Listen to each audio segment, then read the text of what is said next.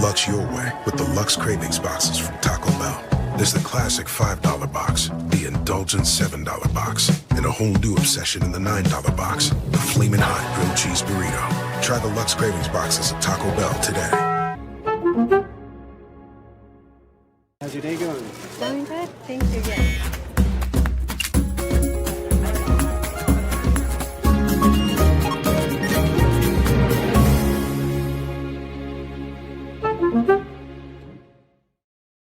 Check out the all-new Blue and Orange store at the Boise State Hall of Fame. The Blue and Orange store has your best game day gear. We're talking jerseys, hats, bumper stickers, car flags, more than 4,000 hats on the hat wall. If you want the best Boise State gear, make sure you check out the Blue and Orange store online at theblueandorangestore.com or the all-new Blue and Orange store down at the Boise State Allen Noble Hall of Fame.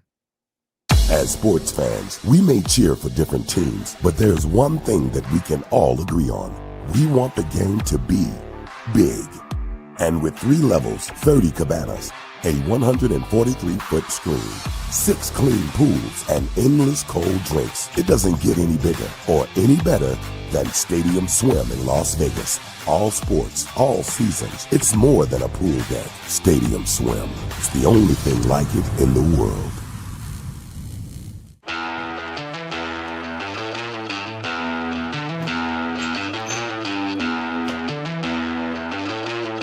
Really, guys? What? Jackson's always had this game right. Let's go! It's the all-wheel drive event at Lithia Ford of Boise. From hunting trips to ski trips to trips to Grandma's house. Nobody does AWD like LFB, Lithia Ford of Boise, where Ford begins in Idaho. Find your sun with Sun Cruiser Vodka Iced Tea. Made with real iced tea and real vodka. Cold, refreshing, and made for moments like these all year long. Let the good times cruise with Sun Cruiser. When I want Boise State to win, I trust Coach Rice to lead the Broncos to victory. And when I want the best painting and garage floor coating, I trust rowpaint.com to get that job done right.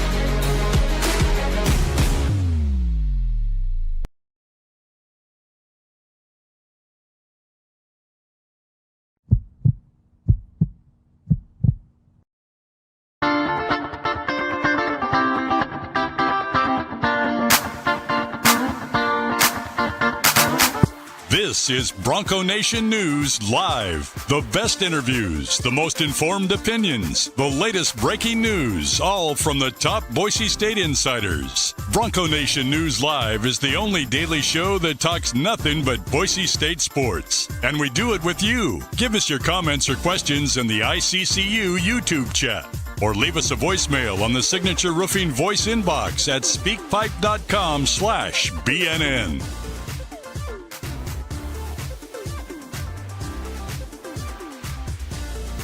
BNN broadcasts come from the Sun Cruiser Studios. Sunny days call for Sun Cruiser Vodka Iced Tea. Made with real iced tea and real vodka. It's refreshingly smooth and easy to drink. Crack open a Sun Cruiser and let the good times cruise.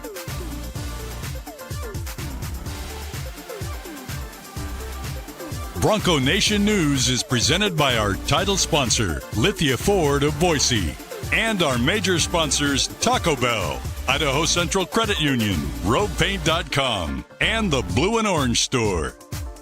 At Lithia Ford of Boise, we're proud to stand with Boise State athletics. Through our NIL marketing partnerships, we're investing in the future of student athletes. Lithia Ford of Boise, here to get you there, wherever that may be. Lithia Ford of Boise, where Ford begins in Idaho.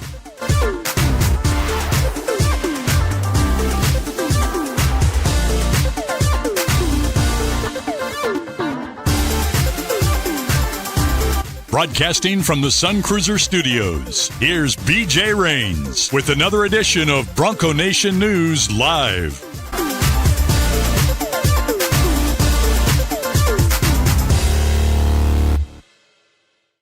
Happy Friday, Bronco Nation. Welcome on into a live edition of Bronco Nation News Live here at BroncoNationNews.com. We're presented in 2026 by Lithia Ford of Boise, our new title sponsor here at BNN. Jim Sturk, appreciate him and the crew out at Lithia Ford of Boise. Get out to Lithia Ford of Boise there on Fairview Avenue in Boise. Check out, view their full inventory online at lithiafordboise.com. And I am here in the Sun Cruiser Studios in Meridian, and we appreciate Sun Cruiser as well. Perfect weekend to get out and have some Sun Cruisers, watch some football tonight, college, NFL this weekend, and Boise State basketball mixed in there a little bit as well. So a busy, fun next couple of days of NFL playoffs and college football and everything else going on in the sports world. We're happy to start that Friday for you, start that weekend for you. I know it's a long, slow day to get through to get to the weekend, but when you hear that soothing voice and laugh of Mike Prater, you can just start the weekend early, and that's the goal today. So Mike Prater, it's Friday. You're with us as usual, or as you are on Fridays, and we appreciate you coming on. How we doing?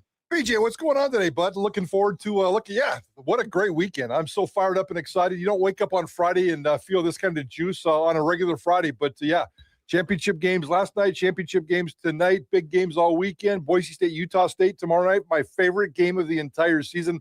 I love it when Utah State comes to town for basketball. So, I'm fired up for this weekend. Let's get after it today. We'll start with football, and I don't know if I should just start playing the Kansas fight song or what. I mean, 2 Kansas commits here joining the Boise State football team in this 2026 class, 2 transfers. But very interesting way that they've attacked this transfer portal. Mike Prater, you have a column at BroncoNationNews.com. I hope folks will go check it out. I made this column free. I'm in a good mood, as I said this week, Mike Prater. So a lot of our content we've made free this week for folks to try out, see if they decide if they want to subscribe. Maybe no one's ever been fortunate enough to read a Mike Prater column and they want to know what it's all about. You can do that at BroncoNationNews.com. This column is free, and you can read Mike Prater, read all of our transfer portal tracker. What we're discussing today, I'm going to be reading basically straight off of Chris Van Sickle's transfer portal tracker. If you have any, you want to know how many commits they have, how many transfers they have, who have they lost, who have they added, Chris Van Sickle is keeping a tracker. He's got 2 different trackers, one with kind of the nuts and bolts, who they've lost, who they've added, and one with kind of the rumors and the intel on visits and offers and things like that. So you can go on to BroncoNationNews.com right now and kind of stay up to date on where they're at. But we'll dive into some of the names and kind of the strategy here, Mike Prater, on the transfer portal. We will get to basketball. Note, I was trying to get Coach Jared Calhoun, the Utah State coach, on the show today, but the timing didn't work out. So he's actually going to join me at 10:45. I'm going to tape it, and then I'll probably just post it to YouTube. We'll play it on the pregame show. But the Utah State head coach, nice enough to join me a little bit later. I'll tape that, and we'll get that posted as we talk basketball later in the show to get set for the game tomorrow. But just generally, Mike Prater, your column, you kind of took a look back at some changes you wanted to see a month or 2 ago. And I guess the gist of it is, on the right track, you're happy with what you've seen from the last 4 weeks, but as Mike Prater is never, you're never 100% satisfied. You want more. Yeah, well, I obviously want more, and right now we're just looking at a bunch of names on paper, and you can sit here and tell me anything you want, but until I'm kind of like Spencer Danielson, until I see him with my own eyes, we're not sure. But I like what they're doing so far this offseason. I think that they've hit a lot of on paper, they've hit a lot of doubles and triples and maybe even a couple of home runs. The important thing is they're addressing the needs that I thought that they needed to address. You never quite know what the coaches are thinking, certainly what the fans are thinking, and what you can see with this football team where the holes and the deficiencies are. And it seems like they've done a pretty good job. They've handled it really well when in terms of losing players in the transfer portal. Yeah, they've lost, a dozen players in the transfer portal. I count 2 of them to be impactful, and I'm not really too worried about it because I expected Ty Benefield to be gone. So what Boise State's lost, I'm very, very, very comfortable with. But Boise State's gain's been fantastic. They've got 9 guys transferred coming into Boise State. They've got like 19 incoming guys that will be here by this weekend. They've got 28 fresh players. Based on what I can tell, they've lost 23 players, and they've added 28 players that we know publicly, and those 28 players that will be here this weekend to start winter conditioning on Monday. So they've had every position covered with these incoming players, from quarterback to long snapper and every position in between. And it's a lot of the positions of need, loading up a wide receiver, loading up again at running back, loading up on the lines, loading up in the secondary. I think what they've done so far has been pretty spectacular. I cannot wait to see how it plays out. We got 1 more week of the transfer portal, considering how crazy that's been. We got another week to deal with this one, guys. Bronco 130 says, "Whew, at least coaches are keeping Mike happy. That's all that matters." Well, no, it's not about making me happy at all. It has nothing to do with it. It's just about we all visualize what we see and what we need. You look at this Boise State football team and say, okay, they need some wide receivers. They need some defensive backs. That's all that matters, guys. And they're filling in the positions of need. Half these guys will flame out. Half these guys will suck. Half these guys will not be good football players. Let's hope the other half come through and make a difference with this roster. We'll get back to the players in a second, but let's go to the coaching part of this as well, because one of the things you mentioned was just some, and you've been talking about for a good chunk of the season, was just some fresh blood. You didn't really even know who it was. You just wanted to see some change to the coaching staff, some new message, and they had brought everybody back from the previous year, and that's pretty rare in college football. But we now get fresh blood, so to speak, on both sides of the ball. You get a new receivers coach. My understanding is that should finally be announced today. Probably if the paperwork's done, but he's been working for weeks. Bronco Nation News had that like 2 weeks ago, whenever that was. Did you like that hire, by the way? I like it on paper. I know nothing about him. I remember Alvis Whitted when he played in the NFL. I remember that name.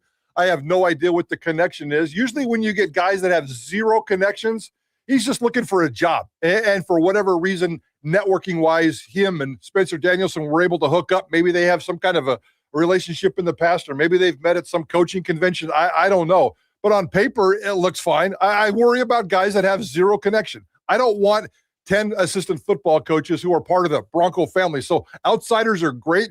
You just hope that it works out. So, yeah, they've lost 30% of their coaching staff. They lost 2 of them that I thought would be a good position for change. I really, really, really like what they're doing with this coaching staff, but I have no idea if these guys are good. Yeah, and I haven't heard anything on the safeties coach or corners coach to this point, and those are, 2 areas of need, Mike Prater, in the transfer portal here. So that is a little, I don't know if concerning is the right word, but a position that you'd really like to add in.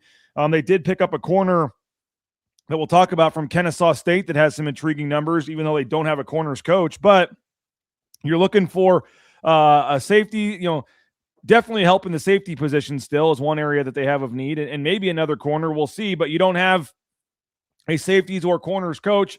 I know sometimes behind the scenes, that's how we found out about it, as the wide receivers coach had been hired and was already talking to recruits, even though it was still a week away from all the paperwork and everything being done. So they may have some names and they're working on that, and we're trying to dig around and get going on that. But obviously a lot on Spencer Danielson's plate here, adding to the roster with players and still trying to find 2 assistant coaches. I like, in terms of the cornerback and the safety room, the defensive backs, they've added a couple of safeties. They've added a couple of cornerbacks. I'm not really worried about the cornerback position, guy. I like, and I noticed they moved Mickey. When they updated the roster, they moved Mickey to a cornerback. So, he's been playing a little bit of linebacker, nickel, safety kind of hybrid situation. So if they have Mickey and Sherrod Smith at cornerback, that's a heck of a good start, because you lost your 2 starting cornerbacks. So that is a serious position of need, but they brought in a couple of them, including one yesterday, the Jericho Washington kid. I think that's how you say it, Jericho, or however it is. So they brought in a couple of cornerbacks, brought in a couple of safeties. They can mix and match some of those guys and move them around. So rebuilding this secondary room for Boise State is pretty cool, especially as you pointed out. Good point. They don't have 2 coaches back there. Now, Chinander's running the defense, and certainly Spencer Danielson's running the show. So I'm not too worried about that. They may even have a couple of coaches behind the scenes cranking it out. Not quite as visible as Alvis Whitted was in terms of his conversations with these recruits. So, yeah, I think it's really cool what Boise State's done on paper. I wish we had access to Spencer Danielson so we can connect the dots and talk about some of these guys, but they'll be here on Sunday, and hopefully we can figure it out over the next couple of weeks. Yeah, and from the safeties coach and corners coach perspective, Mike, I know like a Brandon Thompson, former DB, just went to be the corners coach at Washington State. Maybe if that was a week or 2 later, that might have been an option for him. I don't know. But I know people are saying, hey, bring Jared Alexander back. I don't know what the plan is going to be at corners or safeties. Is that another spot where you're hoping it's an outside the family hire? Are you okay if it's got some ties back to come back? Or is there any obvious names you're looking at? Or what do you want to see them do? Or do you really care at the safeties or corners positions? I don't care. What do I know? That's ridiculous to think that what I know. So it doesn't have to be, that the reason why we throw out these names like Gerald Alexander is because that's the name we know. Nobody knew who some of these. Nothing about Alfred Whitted. He was nowhere near our list. Exactly. So I'm guessing that Spencer Danielson, when he cruises around on Twitter and sees people throwing out a bunch of names, whether it's you or me or just Joe Blow in his underwear on social media, I would imagine he laughs and thinks that that's pretty funny. Gerald Alexander has a job in the NFL. Let's have that. I saw somebody yesterday talking about Jerron Johnson. Been there, done that. Dude has no interest in coaching at this level. He's hanging out in L.A. with his kids. So stop throwing around names like that. I would imagine we're going to see two names, and we're going to go, who the hell is that dude? We'll spend some time figuring it out. But if it gets a name that's in the family, that's fine as well. I don't want a whole bunch of family guys. I need a bunch of outside fresh guys. And right now I think the staff has a pretty good mixture, but he's got two hires. I can't wait to see what they are. Yeah, we'll keep track of the football coaching staff news. They do have, again, 2 assistant coaches. And did either of the DeMario Warren one, a year ago, I think you'd had 95% of people kind of celebrating that. The corners did come back and play much better last year. I think people are okay with it. It's not like, oh, we couldn't afford to lose him. But I do think it was like they had played better, so maybe not as many people celebrating that maybe as they would have been a year ago. 100%. And, I think, and I know this is going to sound bad, but I think we were all okay. And based on the social media response, and I shouldn't judge anything based on that, but I think most of us are okay with Matt Miller leaving. Boise State icon, one of the great wide receivers in school history. And he's ended up going to Washington State with Kirby Moore. There wasn't a lot of angst about him leaving. And he's a great guy. So if we're not going to get too fired up over Matt Miller leaving, we're certainly not going to get too fired up over DeMario Warren leaving. Now, with that said, I think DeMario Warren probably did the best coaching job on this entire staff last year. Are you kidding me? Yeah, we spent 3 years beating him up. At one point, he got demoted. They took away $20,000 out of his salary and demoted him from the special teams coach and just said, focus right here. And that 1 year of transition last year, it was still not very good.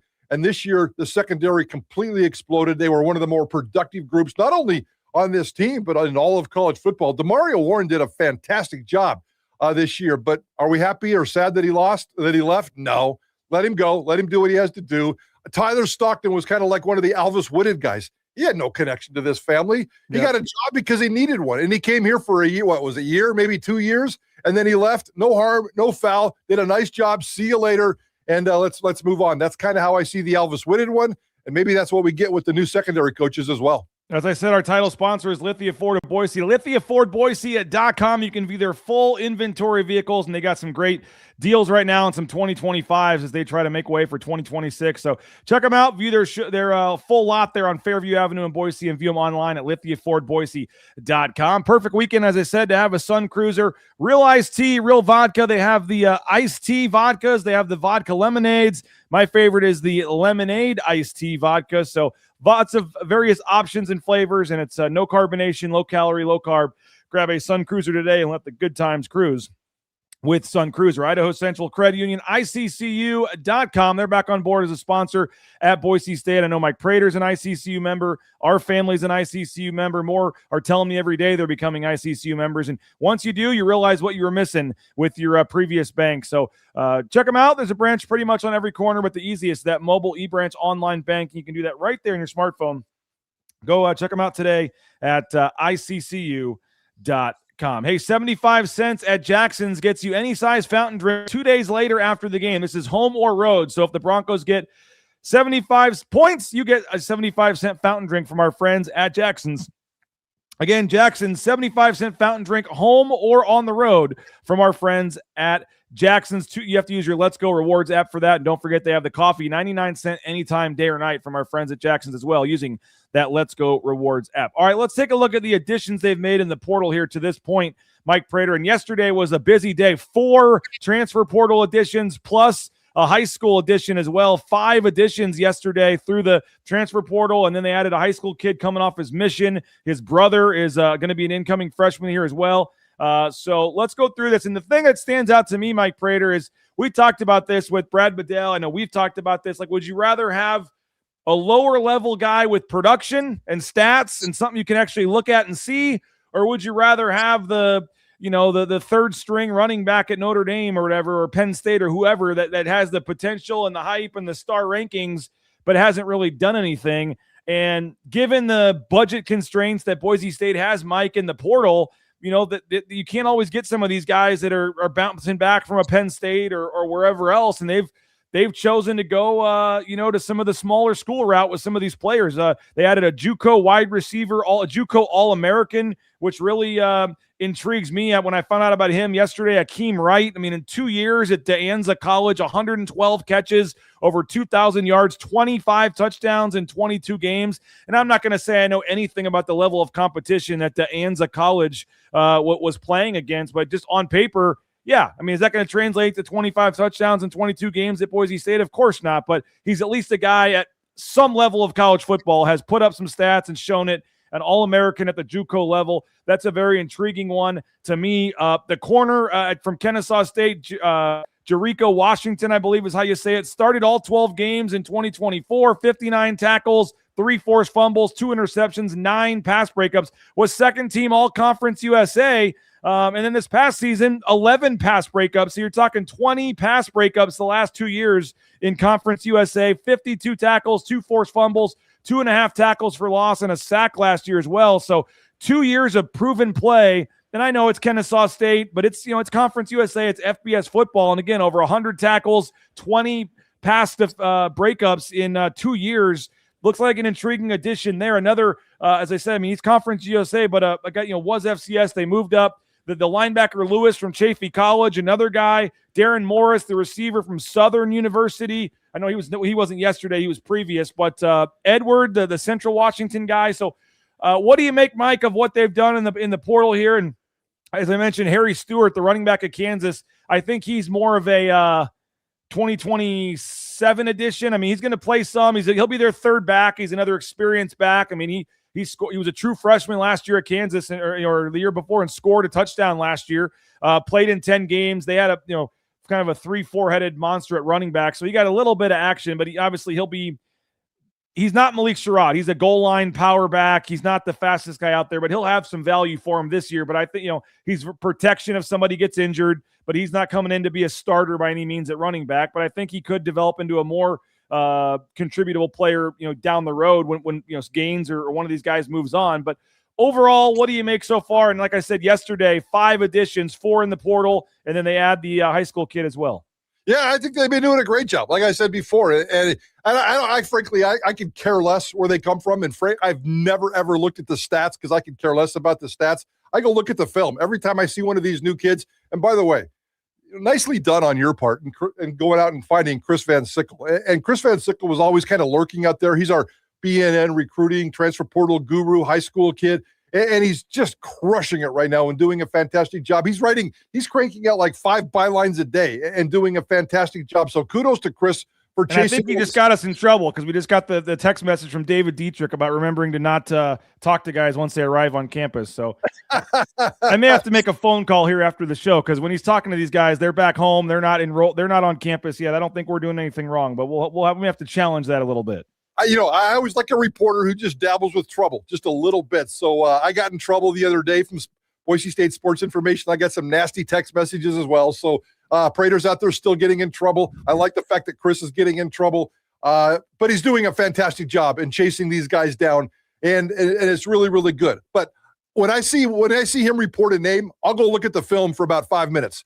You can go look at Huddle. You can go look at 247, Max Prep Sports, whatever your source is. Go find the film and just look at it for 5 minutes. Don't worry about where they came from. Don't worry about the stats. And keep in mind, there's 28 players that I've been tracking. The 9 transfers, the Ty Tanner kid, the Mission kid that's coming back on the team, and 18 early enrollees that'll be here by the weekend. That's 27, 28, 29 players. Half those guys will flame out. Half those guys will not be good. And half those guys will probably move on. So and it could be the Kansas guy. It could be the junior college guy.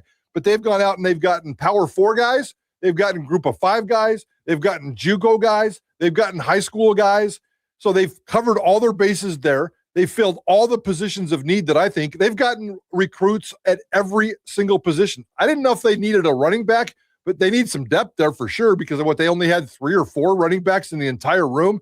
So at least bringing in a kid from Kansas with some depth, that's pretty cool. I have no idea if he's any good or not, and I'm not even going to speculate if he's any good or not. But the film, he's pretty decent. He's a big, strong, heavy dude. And what they're doing with the secondary, I like what they're doing. But we also have to take that with a grain of salt, guys. Go back and look in the past. Every time this happens, every time this cycle happens, some of these guys develop, some of these guys flame out. But I think that they're doing the right things on paper, and I'm very encouraged by what I see. I think they're on the right track, but I don't think they've hit every position that I want to see yet. I still need an offensive lineman, at least one offensive lineman, maybe two is what I would like to see. They don't have any that I've seen offensive linemen sign or commit. I mean, they did get the linebacker. They got, the D lineman. They got two wide receivers, two linebackers. I forgot about the Chaffey College kid as well. So you had a couple linebackers in. You had a couple wide receivers that we've talked about. You certainly need that. The running back, and then they add the corner from Kennesaw State. But I personally would like to see them add a safety as well. I know they like some of the young guys they have, but an offensive lineman and a safety. If you can hit both those spots for me, I would say it was kind of the perfect portal season, at least by position. As you said, we're not going to grade this stuff and the additions they actually made until they get out there and play. Yeah. They've done a pretty good job of beefing up the number. Yeah, I'll definitely take a defensive back to your point, 100%. But I think they've done a pretty decent job of beefing up their numbers. They still have a lot of work to do. And some of these guys, because there's two new safeties, two new cornerbacks that are coming in. Some of those guys can mix and match and be safeties and or cornerbacks. So get the bodies in here. Let's see what they can do. I'm totally with you on the offensive line, though. They've gotten two offensive linemen that'll be here this weekend, but those are the 18-year-old high school kids, guys. They're not going to play this year. And there is a little bit of a depth problem with this offensive line. No offensive lineman coming through the transfer portal yet. And that does concern me because they've got a lot of holes to fill. It's not as bad as people think in terms of some of the raw numbers and some of the guys coming back on the offensive line. But I'm with you, BJ. I need at least one offensive lineman for the transfer portal. Right now they have nothing. They have one defensive lineman. I probably could use another one there as well. Yeah, no doubt about it. BSU Bill saying Brandon Jones, insanely valuable to the staff, spearheading the recruiting. And you mentioned Chris Van Sickle. He wrote a good story on Brandon Jones right before signing day. You can go back and check that out as well at BroncoNationNews.com. So, the workouts start, Monday, I believe, or Tuesday? They'll get going with the I guess Monday's when school starts, and then they'll get the winter workouts going. And anybody else in the portal, Mike, that you're worried about still losing, or would that have already happened at this point in terms of the subtractions? You mentioned Chris Marshall and obviously Ty Benefield. That was still – I think we thought that was possible, but that's still super weird to see Ty Benefield next to Lane Kiffin in a photo there and him going to LSU. But obviously Jaden Virgin Morgan, the two running backs.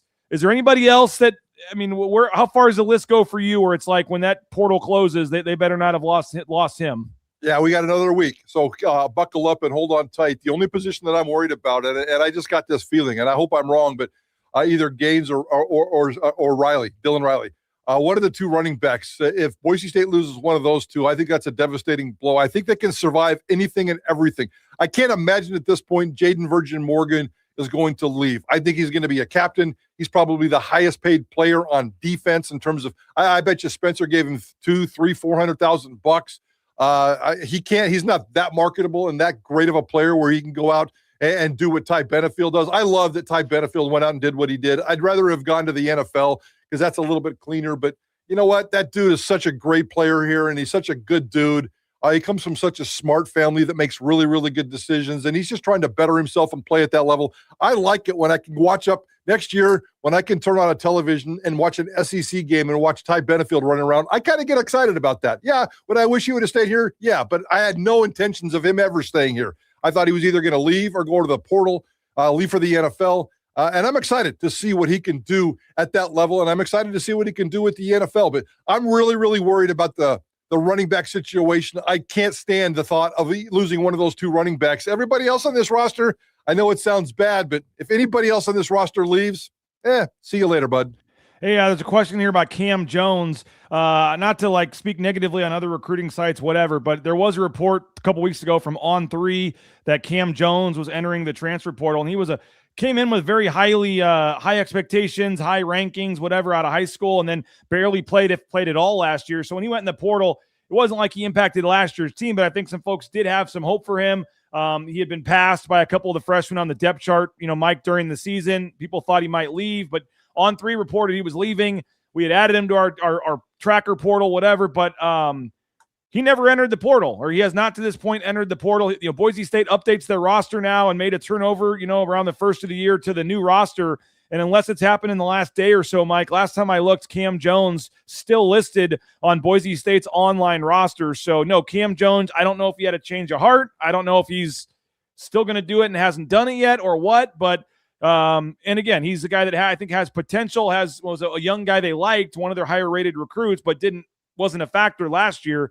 But I'll just throw that out there that we removed him from our transfer portal. We checked with Boise State, and they said that he has not filed any paperwork and has not entered the portal, and so he's still on our roster. So that could change, but to this point, Cam Jones is not in the portal. Yeah, and I got him back on the roster too, and I had the same conversation with Boise State about him, so I expect him to be here. The one thing that I like about him, and the one other area of concern, go back and look at Boise State's wide receivers left over from last year.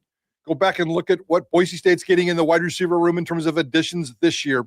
The one thing that really kind of scares me is the lack of size, and that's the only reason I cringed a little bit when Chris Marshall left. He's the bigger guy on this roster, and his potential obviously is pretty good, but I got sick and tired of watching Chris Marshall play football, so see you later. I don't want that guy anywhere near my football team anymore. I'm perfectly comfortable with him being gone. But the wide receiver room has a bunch of 5'10", 180-pound dudes. And Spencer Danielson's doing a pretty good job of recruiting speed, but he's always done a really good job of recruiting speed. Franklin Johnson Jr. might be one of the fastest players on this team.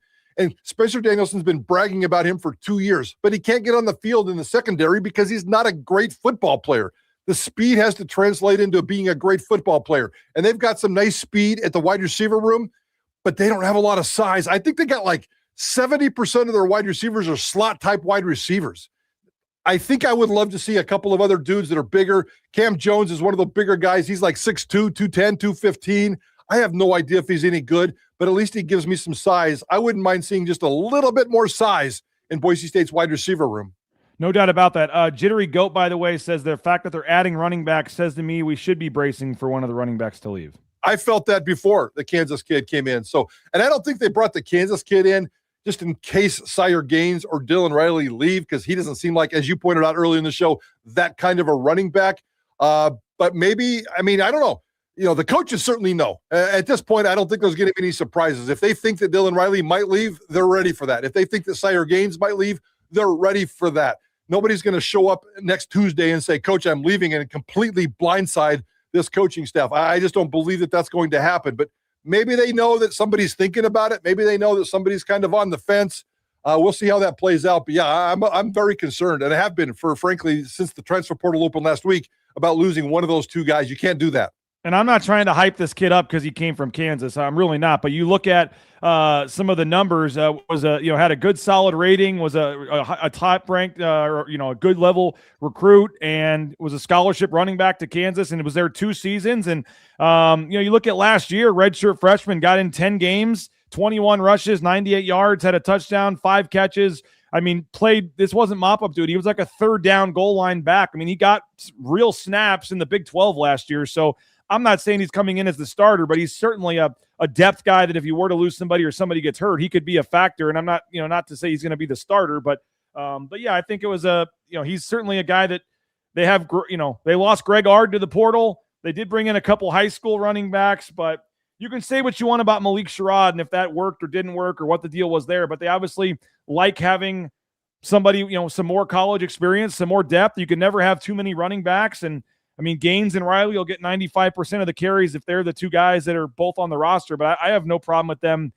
If that guy wants to come here and he saw both those guys ahead of him on the depth chart and still wants to come here and compete, and I think he does have 3 years of eligibility, so that might be a little more of a longer play for like I said, 27 or 28 with him, but I don't know. But yeah, we'll see. I think Greg Ard transferred because he was told both those guys were staying, but as you know, Mike Prater, all it takes is one phone call before the 17th or whatever time the portal opens, whatever date. When's the portal close? What, 16th, 17th? A week from today, next Friday, probably at 10 o'clock Boise time next Friday night.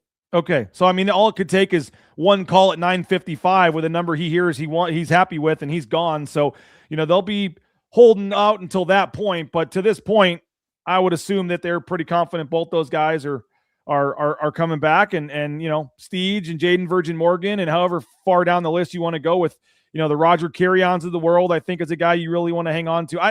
I just want to see another O-lineman, Mike. I don't feel great. I know you said they've built some depth there and they like some of the guys there, but if you could find a Cade Beresford type, a guy that can come in and just be an instant starter for you for a year or two on the O-line, I don't know how much money they have to throw at an O-lineman in the portal. I don't know who all they're looking. I saw they had a Cal Poly center, I believe they had looking on a visit or looking at. There's a couple names out there, but I would feel much better about this O-line if they brought in another proven guy that can compete for a starting spot. 100%. And, you can plug in 2 or 3 or 4 starters, but then you really struggle with the depth, as you pointed out. And we've talked, the offensive line is seriously a position of growth and need. Cox on the left side of the tackle, I guess he's fine. Matoyer, he seemed like he cleaned up his penalty act, and he's on the right tackle side. Maybe they can mix and match those guys. You got the 2 Steele brothers, and one of them can play center. Started probably, I think, 4 consecutive games a couple of years ago at center, so maybe you can do that. The Carry-On kid, the Rasmussen kid, those are guys that have all played, and you can do some stuff. So, Hall Schmidt's gone, but he never really played last year, didn't play at all. The other one, Tyler Kyneth, was always kind of hurt, and he's kind of gone now. So, they've got to definitely plug some guys in. The 2 high school kids that they brought in for offensive line, they're not going to play. You're not going to get an 18, 19-year-old true freshman playing or starting on the offensive line. There's like 6 or 7 other guys that are on this team from last year, the depth at the O-line, but they never really got on the field last year. So you have to wonder, how good are they now? That is very much a position of concern for me. I think they can get away with what they have on the defensive line, although I'd like to see at least one more there. But the offensive line at this point, serious work ahead for this coaching staff. And I don't know how he graded out. I forget what the numbers said from Nathan Carroll, but I actually thought Kyle Cox, just from the eye test, held his own in that Washington game. 100% agree with that. 100% agree with that. Kyle Cox with limited reps, because Cage Casey, played 99.9% of all reps up until that last game. So you can't really get a true sense of what Kyle Cox is about, but he played well in that game. The coaches like him. And I'm not going to sit here and pencil him in as a left tackle at Boise State, which is a NFL position for 20 consecutive years. That doesn't happen with Kyle Cox, but at least it's something to build on. I thought Matoyer finished strong, gets his head game and his penalty situation taken care of. I thought he did a nice job. He's not a dominant NFL type beast like we thought. So there's a lot of questions. What about center? I mean, Zach Holmes is gone. He was a penalty nightmare. You had other guys that Mason Randolph is a valuable loss on this offensive line. It's definitely a position of concern. He's Mike Prater. You can hear him weekdays 3 to 6. Prater in the ball game. He joins us on Fridays here on Bronco Nation News. Writes columns for us as well. My name is BJ Rains, and again, this is Bronco Nation News live. We do it each and every day at 9 a.m. here on Bronco Nation News. We're presented by Lithia Ford of Boise. A couple great sponsors I want to thank real quick as we continue the discussion.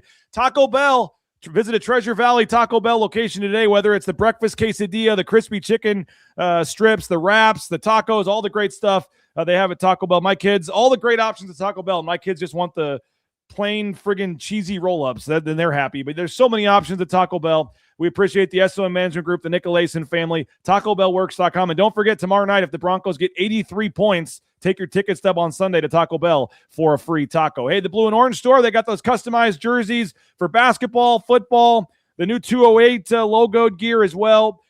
You can order anywhere in the world online at theblueandorangestore.com. You can go to the OG location there at the Boise Town Square Mall, or now the Allen Noble Hall of Fame location, where, again, you can get those customized jerseys during normal business hours of the Hall of Fame. Hey, Signature Roofing, we want to hear your voicemails. If you left us a voicemail, I saw somebody in there saying they left one for Prater. I need you to put it in again. I had to reset the system at the new year, and I lost some of the voicemails, so I apologize. But if you can put your voicemails in again, we'd be happy to play them. Speakpipe.com/BNN. It's brought to you by Signature Roofing, covering our community for more than 2 decades, whether it's a re-roof, a repair, an estimate, or an inspection. The official roofer of Bronco Nation News is Signature Roofing, and they put our roof on last summer. Well worth the price. They did a tremendous job. Highly recommend our friends at Signature Roofing. Speaking of well worth it, how about Element Fencing? Whether it's decks, pergolas, fences, they can do cedar, wrought iron, vinyl. 25-plus years, family-owned fencing company. Brady and the crew there do a tremendous job. ElementFencing.com. Check them out,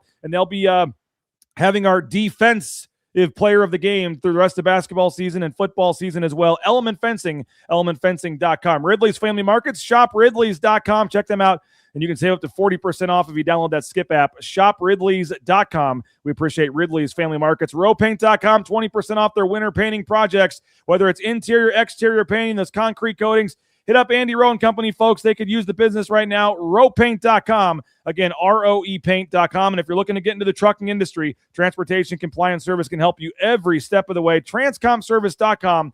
Check them out, DOT Overweight, all the permits and things you need. They can help you out. Local company helping out folks all over the world. Online at transcomservice.com. And don't forget tonight, Friday night edition of Another Night in the Mountain West. Tom Moser is going to be hosting the show. There's one game tonight. It's Colorado State and UNLV. UNLV is at Colorado State tonight.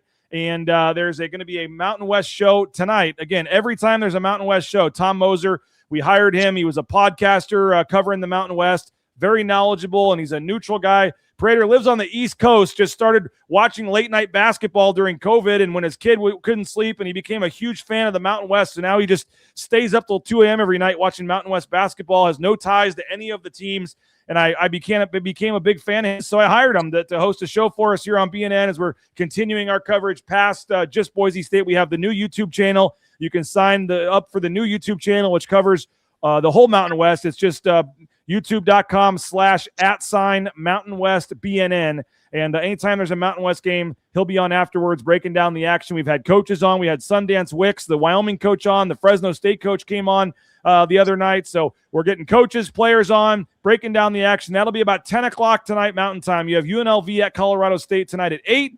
And then Tom will pop on around 10, and he will preview all of the games tomorrow. So 5 games tomorrow in the Mountain West, and he will preview those, the biggest of which is at Extra Mile Arena, Utah State at Boise State. He'll preview that and get you set for that. And Prater, what a week it's been for the basketball team. They lose the triple overtime game to San Diego State, come back and have a stinker against Grand Canyon. Leon Rice, everybody but the popcorn vendor was taking shots from Leon Rice the other night. Some fans didn't like what he said, the way he said it. Some fans did. I purposely did not listen to your show yet from yesterday because I wanted to hear your comments and not kind of lead you into anything today. But what did you make of Leon Rice going after his players, after the fans, after pretty much everybody after Wednesday night's loss? Going after the players was fine and justified and doable. Going after the fans, I thought it was a grave PR mistake. It's not going to have any kind of long-standing consequences. Nobody's going to beat Leon Rice up. And when they beat Utah State tomorrow, because that's what Leon Rice does, he comes up with these big punchers wins. He's certainly going to, I'm 100% convinced he's going to beat Utah State tomorrow night. We'll move on from what happened, but I thought it was horrible. That's horrible. And we beat him up pretty hard yesterday.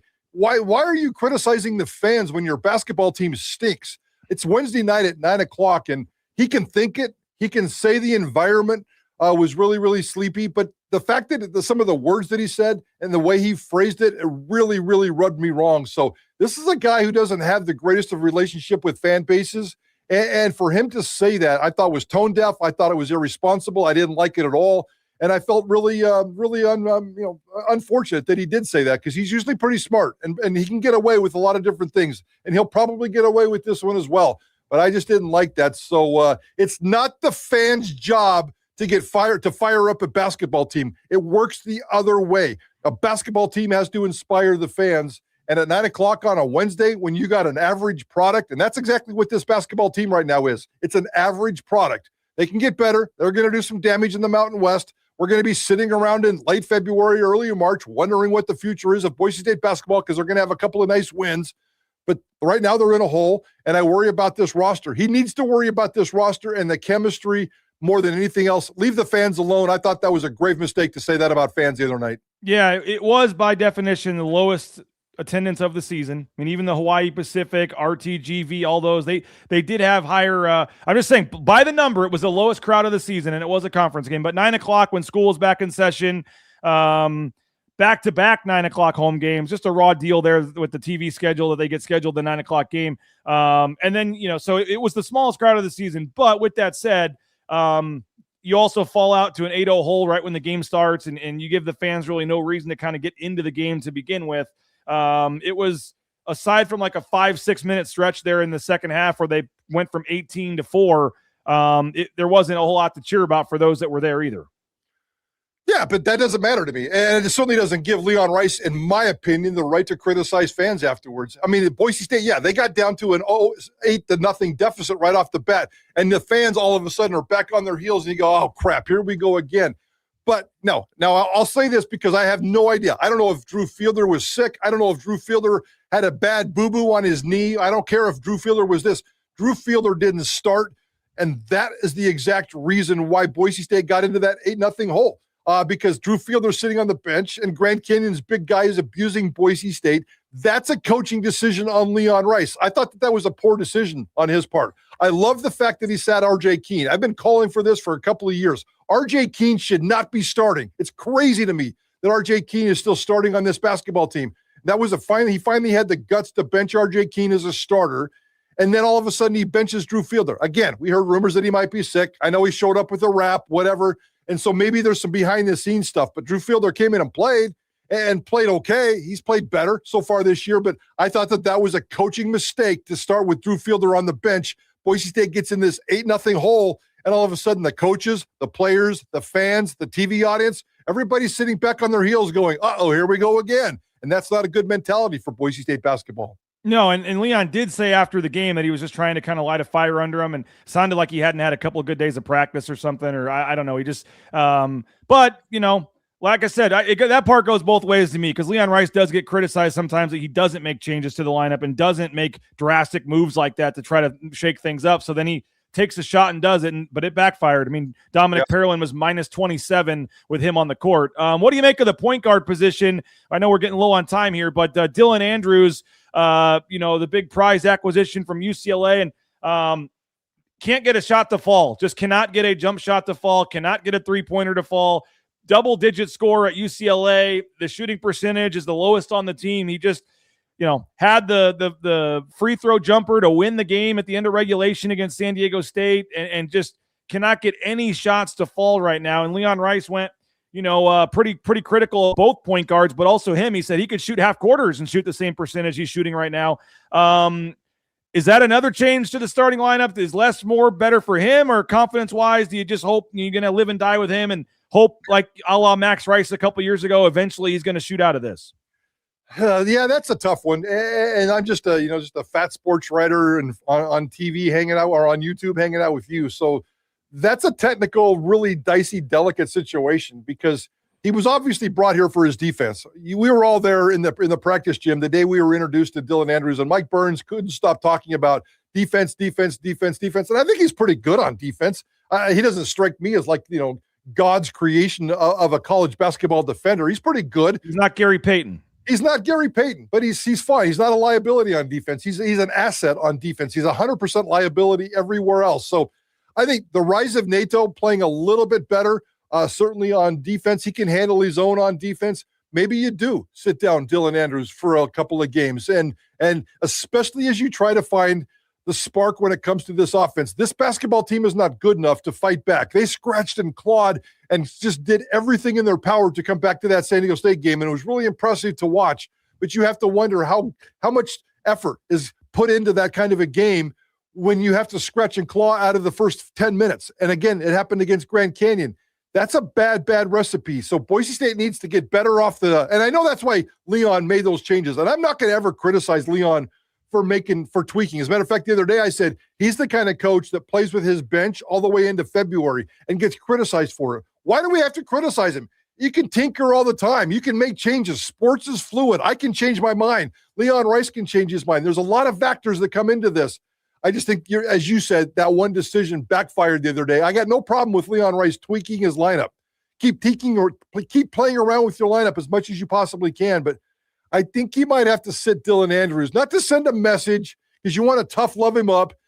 I wonder how many times is he spending in the gym? Is he the Andrew Meadow remember in the summers when Andrew Meadow and Tyson Degenhart used to brag about shooting 45,000 shots in the summertime, and you could kind of see the progress coming out of those guys? Well, Dylan Andrews was a 43% shooter in his freshman year at UCLA, and every single year it's dropped by 3 to 5%. And he's now one of the worst shooters in college basketball. He doesn't strike me, and correct me if I'm wrong, he doesn't strike me as the kind of guy that's launching up 45,000 shots in the gym in the summer. I'm sure he works hard. I'm sure he's dedicated to his craft, but to take it to that other level, he has consistently for 4 years become a detriment when it comes to shooting the basketball. I'm not sure you can fix that in a couple of weeks. Leon Rice has got serious decision to make when it comes to Dylan Andrews. And I would say I don't think he's quite as bad as the numbers are showing right now. I mean, he has good form with his shot. For the most part, he takes fine shots. A lot of times they hand him the ball with 5 seconds in the shot clock, and he's got to just jack it up because the offense hasn't been great. What do you make quickly of the offense. Tim Duryea, the offense getting a lot of criticism as well the last couple of days. They rank 123rd in offense at KenPom right now. If that holds, Mike Prater, that would be the worst offensive numbers from an offensive efficiency standpoint at KenPom in more than a decade. 2012 was the last time you could find an offense that ranked this low at KenPom for Boise State. What do you make of the offense? And it did seem like in the last game, at least, a lot of standing around, not a lot of plays being run. And I get frustrated on some of the inbounds plays where it feel like they just have trouble getting the ball in bounds, or they just kind of toss the ball to the top of the key and start back over. He's got a strong resume, has coached a lot of great offenses and great offensive players, but for whatever reason right now, the offense doesn't seem to be clicking. No, and every year for 3 consecutive years, even last year, and going back 2 years ago, on my show, Idaho Sports Talk, I've criticized at times Duryea, and great dude, probably a brilliant basketball guy. But for whatever reason, I just don't think his offenses are clicking. And I almost wonder if there's we talk about Spencer Danielson and his loyalty to Maddox Madsen. I almost wonder if there's a Leon Rice loyalty thing to Tim Duryea. And I'm not sitting here calling for Tim Duryea to be fired. I just don't want to go there because I don't think we've reached that level yet. But Tim Duryea's offenses have never inspired me. And now we're getting to this just really weird. When you said standing around, that's what was bugging me the other day. The Andrew Meadow thing has been bugging me. Andrew Meadow's the best basketball player on this roster. And for him to get 2 shots, 1 shot, 3 shots, whatever it was the other night, and I think he had 1 with about 5 minutes left. That's crazy, guys. Standing around in the corner waiting for a 3-pointer that never comes, it is terrible. He should be leading this team in shots taken every single night, consistently. And they should come up with a scheme to make that happen. Everything should start with Andrew Meadow and then just kind of feed off from there. I don't understand why the inconsistency. How could he be scoring 21 points one night and take 2 shots the next night? The inconsistency is driving me crazy. Obviously, this offense is in a little bit of a funk. They got to figure it out. But the Andrew Meadow thing bugs me. The Dylan Andrew things bug me. There's a lot of things about this offense that bugs me.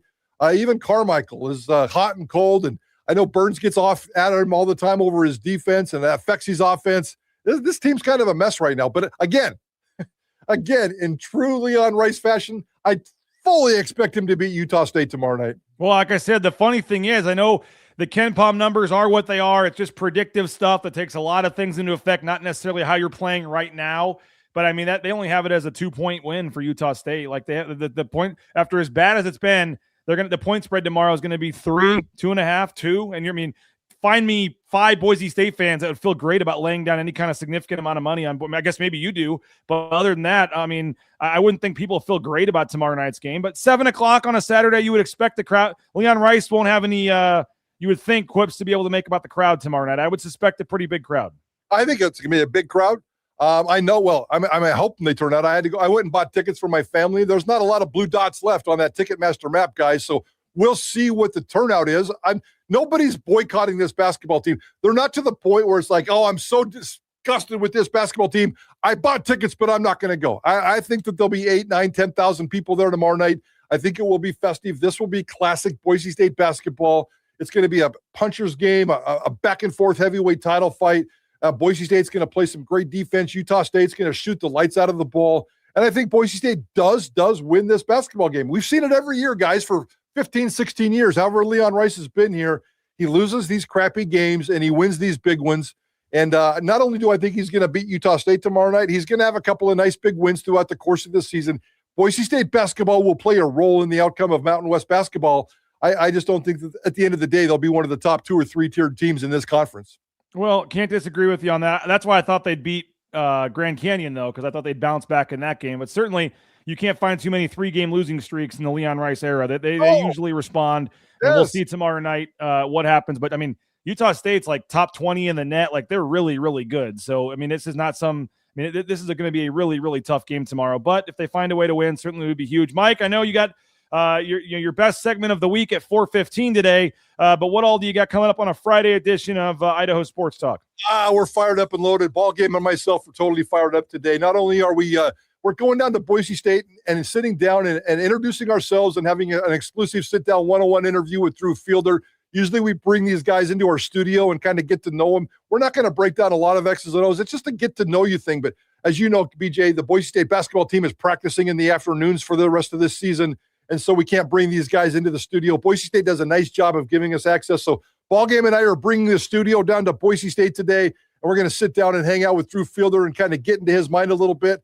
John Bates, Washington Commanders tight end, is also going to join us, and at 5 o'clock today for the next month, guys, every Friday. Once again, as we've done for the last 3 or 4 years, Dirk Cutter is KTIK's NFL playoff correspondent. He'll join us every Friday at 5 o'clock through the NFL playoffs, all the way up to the Super Bowl, breaking down the big weekend games. So Bates, Cutter, Drew Fielder, we're kind of fired up today. Yeah, and I'm glad that I can come on at 4:15 and help get an audience for Dirk Cutter at 5 o'clock. Exactly. You're the warm-up band for Dirk.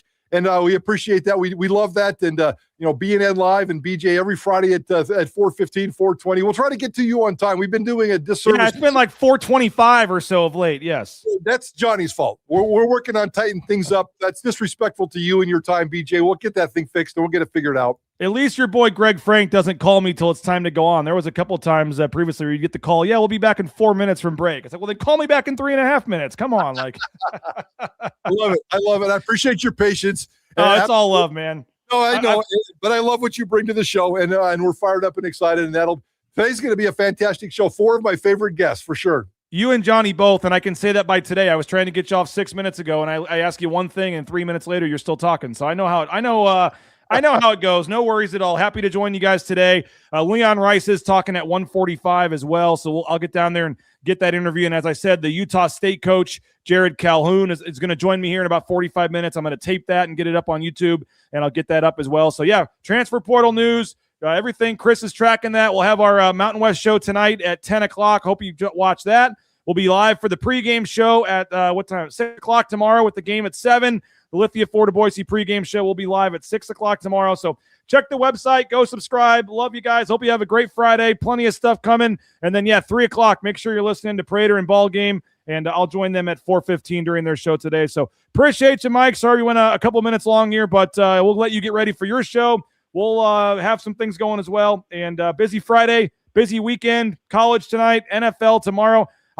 Boise State's playing UNLV Tuesday, so I'm heading down to Circa. It's going to be I'm doing good, and we'll watch some of the games down at Circa and get ready for Tuesday's UNLV game as well. We'll have Monday's show live from Circa. We're heading down on Sunday. So thanks, Mike. Thanks, everybody, for watching. Thanks to Lithia Ford of Boise, Sun Cruiser. Have a great rest of your Friday. Enjoy the weekend, and we'll talk to you guys later. Bronco Nation News, BroncoNationNews.com. See you at 3 o'clock for Prater in the Ball Game.